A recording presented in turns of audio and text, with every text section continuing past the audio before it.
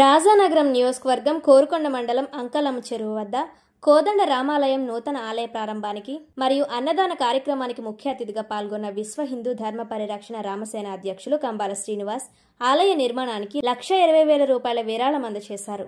అదేవిధంగా అన్నదాన కార్యక్రమానికి టన్ను బియ్యం కూడా అందజేయడం జరిగిందని కంబాల శ్రీనివాసరావు తెలిపారు.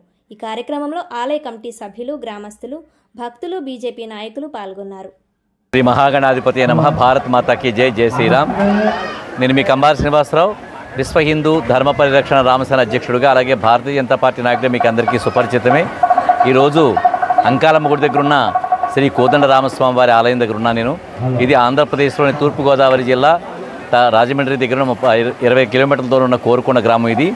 ఈ గ్రామంలో ప్రతి ఆలయానికి కూడా ఉత్సవం జరిగినా, జాతర జరిగినా, అన్నదానం జరిగినా దాదాపుగా ప్రతి చోట కూడా 1,00,000 రూపాయల దాకా విరాళం ఇస్తూ దాదాపుగా ఇక్కడే నేను 15 లక్షల రూపాయల దాకా విరాళం ఇవ్వడం జరిగింది. సో నేను కోరుకొండ గ్రామస్తులు కానీ, శ్రీరంగపట్నం గ్రామస్తులు కానీ, చుట్టుపక్కల గ్రామాల్లో ఎటువంటి శుభకార్యాలు జరిగినా, ఎటువంటి విగ్రహ ప్రతిష్టాపన జరుగుతున్నా, అలాగే ఏ విధమైన అన్నదానాలు జరుగుతున్నా, ఏ విధమైన జాతరలు జరుగుతున్నా నేను మహిళా ఆడపడుచులకు పట్టుచీరలు ఇవ్వడం కానీ, ఆ ఆలయానికి విరాళాలు ఇవ్వడం కానీ, అలాగే హిందూ ధర్మ ప్రతిష్టాపన కోసం కానీ, అన్య మతాలని గౌరవించడం విషయంలో కానీ మేమంతా భారతీయులుగా మేము ఎంతో శ్రద్ధగా ముందుకెళ్తున్నాం.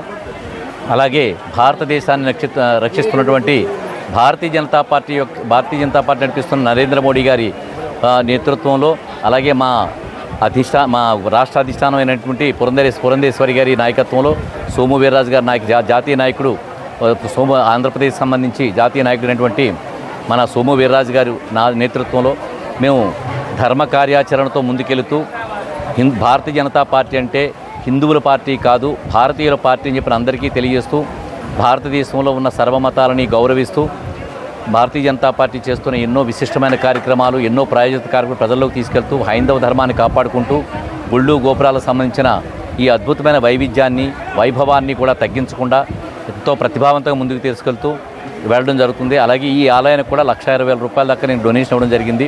సో అన్నదానానికి కూడా వీళ్ళు ఏదైనా సహకారం కోరుకుంటే తప్పనిసరి చేస్తానని చెప్పాను నేను. అది ఈ విధంగా ఎన్నో కార్యక్రమాలతో ముందుకెళ్తూ టన్ను బియ్యం కూడా ఇక్కడ పంపించడం జరిగింది. నిన్న టన్ను బియ్యం పంపించాం మనం. ఒక టన్ను బియ్యం పంపించడం జరిగింది ఇక్కడికి. అలాగే రాబోయే ఆదివారం నాడు జంబూపట్నంలో అమ్మవారి యొక్క ఉత్సవం, జంబూపట్నం అమ్మవారి పేరేంటి, అక్కడ గ్రామదేవత ఉందా, జంబూపట్నంలో అమ్మవారు ఉంది గ్రామదేవత. ఆ గ్రామదేవత పేరు మీద అక్కడ కార్యక్రమాలు జరిపిస్తూ అక్కడ కూడా మహిళలకు పట్టుచీరలు ఇస్తాం.